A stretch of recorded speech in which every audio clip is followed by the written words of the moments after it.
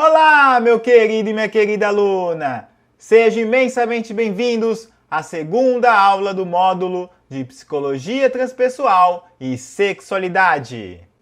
Nesta aula, iremos conversar a respeito do sexo nas tradições esotéricas do mundo. Então, vamos lá! Como já conversamos no módulo 1 do nosso curso, desde o início da nossa história, houve uma tentativa de controle da vida sexual por parte de inúmeras religiões, as quais sistematicamente colocaram o sexo como algo extremamente perigoso, danoso, como se a nossa sexualidade e o nosso prazer fossem praticamente pecaminosos e a porta por meio da qual corremos o risco de ter uma vida desastrosa ou mesmo ir para o inferno. Por isso, não é à toa que 2.000, 3.000 anos depois do surgimento dessas religiões, ainda há uma aura de medo e vergonha quando vamos conversar sobre este assunto. A situação é tão drástica que não é raro encontrarmos em nossa sociedade muitos e muitos adultos que praticamente riem, caem na gargalhada quando ouvem ou veem um pênis, uma vagina, um ânus ou qualquer outra coisa do gênero. Por vezes, só de ouvir essas palavras, só de ver um desenho explicativo do órgão genital feminino, por exemplo, as pessoas se ruborizam e, mais do que isso, as pessoas riem como se fossem crianças. Contudo, certas culturas, certas filosofias e tradições espirituais tiveram a coragem, tiveram a abertura para olhar e se debruçar sobre o segredo, sobre os mistérios da sexualidade, com um olhar muito mais atento, amoroso e sábio. Então, nesta aula, vamos conhecer um pouquinho de cada uma delas. Como conversamos no módulo 1, as religiões do mundo basicamente se dividem entre aquelas que veneravam e tinham devoção pelo sexo e pela sexualidade humana e, por outro lado, por aquelas que possuíam verdadeiro pavor da sexualidade e procuravam a todo custo reprimi-la, quer seja da vida prática e cotidiana de todos nós, quer seja até mesmo da nossa consciência. Mantak Chia, nas suas inúmeras viagens pelos diversos países e sociedades que conheceu, relata em seu livro que é justamente naquelas sociedades onde há uma religiosidade mais rígida, mais repressora, com os conceitos morais mais fechados e os julgamentos mais ferozes, é justamente nessas sociedades onde o prazer é proibido, onde qualquer demonstração de afeto na sociedade é reprimida. São exatamente nessas sociedades onde podemos ver o maior número de prostituição, pornografia, pedofilia e toda sorte de distúrbios sexuais. Ou seja, voltamos aqui à tese básica da filosofia sexual taoísta. A energia sexual é uma energia extremamente poderosa. Talvez seja a energia mais poderosa existente na natureza. E não há sistema de crenças, não há sistema religioso, não há sistema de valores que possa reprimir toda essa potência energética. Você pode evitar a sexualidade na sua vida diária. Você pode evitar a sexualidade nos seus hábitos. Você pode até mesmo tentar evitar enxergar a sexualidade na sua consciência. Mas essa energia irá explodir em forma de sintomas, em forma de distúrbios, em forma de doenças por todo o seu corpo, por toda a sua vida, em uma série de compulsões, em uma série de escravizações afetivas e intelectuais. Um homem e uma mulher que não se permitem ou que não permitem a ela vivenciar e experimentar o seu prazer vital, a sua sexualidade básica, inevitavelmente irá se tornar escrava de migalhas distorcidas de prazer e afeto. E aqui, pessoal, temos alguns exemplos: a prostituição, a pornografia, a pedofilia e outros tantos distúrbios sexuais, onde a pessoa troca o seu prazer vital e estático, integrado no seu corpo físico, mental, emocional e espiritual, por ilusões momentâneas, baseadas em imagens fugazes, apelativas, violentas e compulsivas. Em oposição a toda esta realidade, há as escolas de mistério, ou mesmo as escolas de culto à fertilidade, as quais reverenciavam a sexualidade humana como um ponto de conexão com o mistério da natureza e o mistério do universo, usufruindo de toda essa energia para atingir o seu êxtase, a sua alegria de viver, a mais plena afirmação da vida. Certa vez, li um livro de Joseph Campbell, onde ele falava que sociedades agrícolas que viviam em um ambiente natural muito mais rico e abundante possuíam uma tendência muito maior de se conectar com os aspectos da natureza, sejam eles externos, encontrados em nosso meio ambiente, sejam eles internos, encontrados em nossa corporeidade. Por serem sociedades agrícolas, estavam muito mais afinizadas com os ciclos da vida, com os ciclos lunares, os ciclos de plantação. Em geral, tais sociedades reverenciavam não apenas uma forma masculina da divindade, como também uma forma feminina de divindade. A deusa, rainha da fertilidade, da abundância, dos ciclos cósmicos, a mãe de todos nós, extremamente generosa e abundante. Em contrapartida, sociedades que viveram em ambientes naturais bem mais precários, em ambientes desérticos, como podemos ver em muitas das nossas religiões tradicionais, tais sociedades, tais culturas, acabavam como que se opondo à natureza, lutando contra ela. É como se disséssemos que eram um tanto quanto ressentidos pela escassez e pela falta vivenciadas dia a dia em suas vidas. Tais culturas, ao contrário das primeiras, que eram muito mais afins ao matriarcalismo, estas culturas que lutavam contra a natureza para persistir, acabavam fortalecendo o patriarcalismo. E, da mesma forma como lutavam contra a natureza externa, lutavam contra a natureza interna. Reprimiam a sua sexualidade, reprimiam o feminino, reprimiam qualquer noção de ciclos cósmicos, erguendo todo um sistema de crenças muito mais baseado no intelecto. É claro que estas são constatações gerais, mas que eu acredito que nos auxiliam em muito na compreensão da nossa história e de muitos dos nossos valores culturais vigentes, até mesmo de muitos hábitos, medos e vergonhas que, quer queiramos ou não, ainda temos em nós, com os quais ainda temos que lidar. Mas, como estamos vendo neste curso, não é preciso ser assim.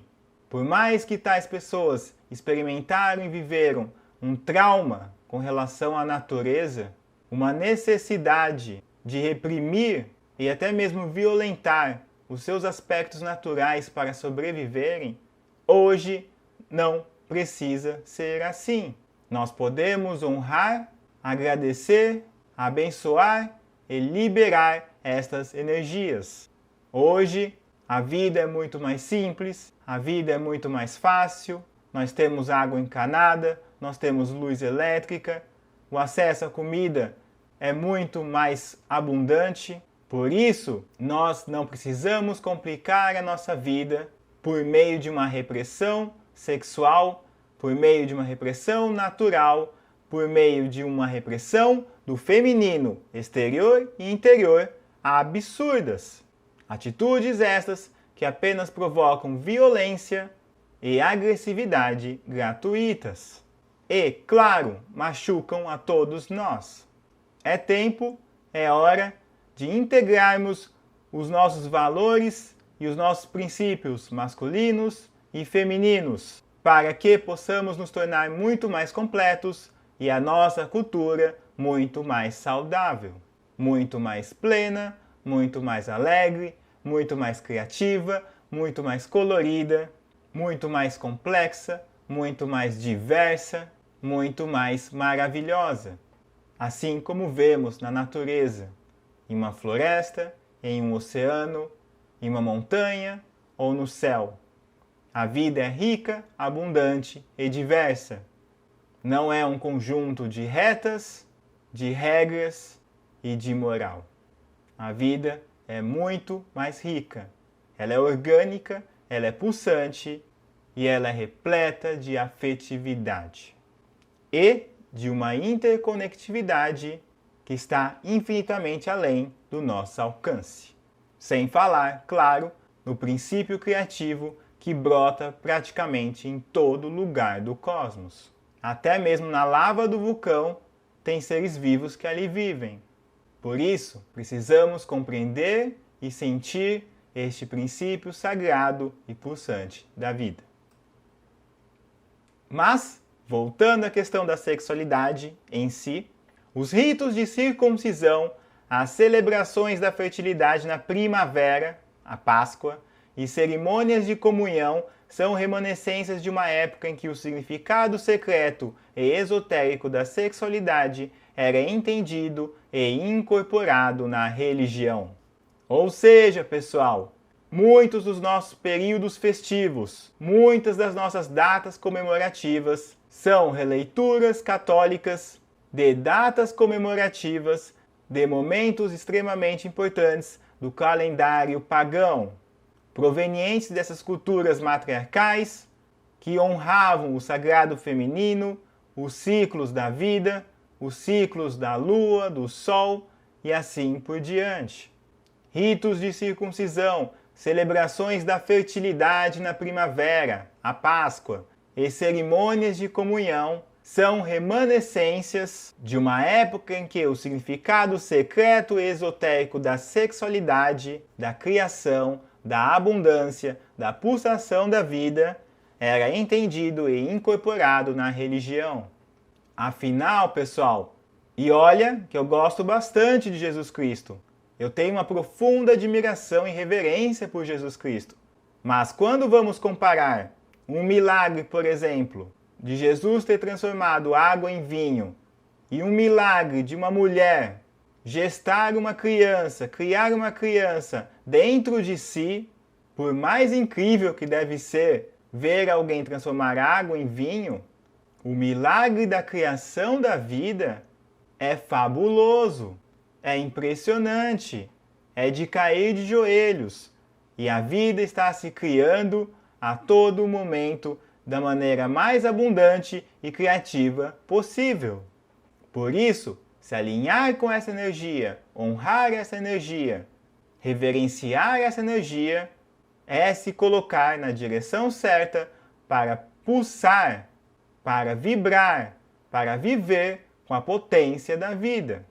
Ignorar essa energia, ou pior, reprimir essa energia, é colocar o seu corpo frágil contra uma potência muito maior e muito mais fabulosa do que o nosso mero poder mental. Afinal de contas, nós somos natureza. Uma mente que luta contra a natureza está lutando contra si. Não tem nada mais terrível, absurdo e até mesmo insano do que um ego, do que uma ideia mental lutar contra a natureza. Em uma palavra, é uma ação fadada à derrota. A tarefa deixada para o homem do século XX é retirar as camadas de suas crenças religiosas externas ou esotéricas e libertar sua mente para experimentar o âmago estático de sua existência em seu corpo. Aí, então, o ritual externo e as crenças das velhas religiões cairão por terra, ou adquirirão um novo e profundo significado. Aceitando-se o sexo como sagrado, o papel da religião será revitalizado na sociedade e levado mais a sério nas relações interpessoais. Ou seja, meus queridos, é preciso um retorno à sacralização do corpo. E uma das tarefas que o século XX iniciou e que aqui, o terceiro milênio, vai ter que levar a cabo é a dissolução de qualquer crença exterior, de qualquer crença teológica que se coloque contra ou que reprima estas potências da vida.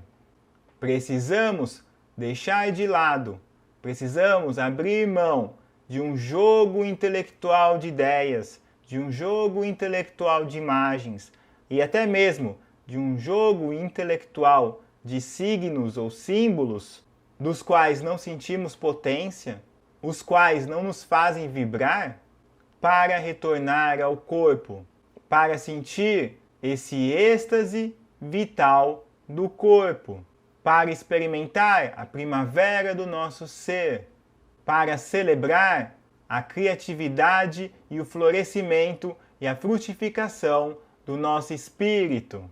Aí sim, o papel da religião será revitalizado e retornará ao conceito original, o conceito de religare, a função de nos reconectar às potências cósmicas da vida e do mundo. O papel da religião é nos religar, é nos reconectar às potências da nossa vida. Não é um jogo de ideias, não é um jogo de crenças que, se você não acreditar, você vai para o inferno. A questão da religião é simples. A sua função é nos religar às potências da vida. Se você não se religar às potências da vida, você não irá para o inferno. Em certa medida, você já estará vivendo no inferno. Porque uma mente que vive alienada, contra o seu corpo, sem energia, escrava de paixões ou de percepções, escrava de migalhas, de afetos, olhares ou curtidas de Facebook. Uma pessoa que vive assim já está no inferno, quer ela tenha consciência ou não. Isto é, já está em sofrimento, já está em dor. Agora, uma pessoa que se reconecta, quer ela seja religiosa ou não, quer ela seja espiritualista ou não, uma pessoa que se reconecta, uma pessoa que vivencia a potência da sua vida, é uma pessoa que está no céu. É uma pessoa que vive o seu paraíso. É uma pessoa que vive a sua potência. É uma pessoa que vive e pulsa a sacralização do seu corpo. E, por isso, se ela precisar, se ela sentir necessidade de traduzir isso intelectualmente, de traduzir isso simbolicamente, os seus pensamentos e os seus símbolos virão carregados de significado e energia. Não serão símbolos fracos, não serão pensamentos mortos. Uma religião que se coloca contra as potências da vida acaba perdendo a sua força, acaba nem sendo levada a sério. Vira piada na boca do povo ou, em outras palavras, apenas mantém uma série de seguidores não praticantes. Pessoas que realmente não acreditam e nunca se interessaram pelos assuntos propagados por esta religião. É por isso que o Nietzsche, por exemplo, falavam: onde estão os cristãos no cristianismo? Pois o distanciamento da potência da vida se tornou tão grande que estas pessoas mais seguem uma religião X ou Y por medo do que porque realmente estão sentindo algo naquele lugar. E aqui não estou fazendo um discurso contra as religiões, mas sim de que as religiões precisam evoluir da mesma forma que as sociedades. Elas precisam se revitalizar, elas precisam transformar o seu discurso, elas precisam mudar de opinião, elas precisam reconhecer quando estão errando ou quando erraram. Porque se um ser humano evolui para se tornar mais sábio, para as instituições continuarem um diálogo frutífero e profundo com o ser humano, é preciso que estas evoluam e se tornem a cada dia mais sábias. Pois sempre estamos correndo o risco de que a nossa fala seja fala morta e de que a nossa letra seja letra morta. Então, a sexualidade, por muitos séculos, por muitos milênios, foi um segredo guardado a 7 chaves. Diversas tradições esotéricas do mundo possuíam filosofias e técnicas para o cultivo da energia sexual. Contudo, mantinham esse conhecimento em segredo. Culturas como a do Egito, da Índia, do Tibete e algumas localidades da Europa. E por que, afinal de contas, mantinham este conhecimento em segredo? Este é um assunto bem polêmico, pessoal, e que daria um ótimo debate. Mas o que os autores dos livros taoístas defendem é que tais culturas, tais escolas, tais tradições tinham plena consciência do poder imenso que poderia ser canalizado por meio do trabalho com a energia sexual.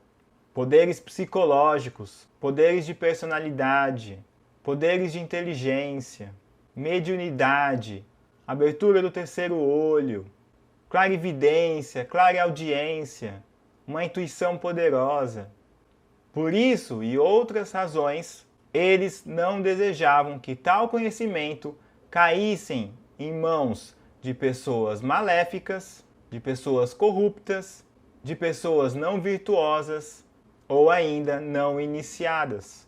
Pessoas que poderiam utilizar este conhecimento para o mal, para a destrutividade e até mesmo para uma maior inconsciência do mundo.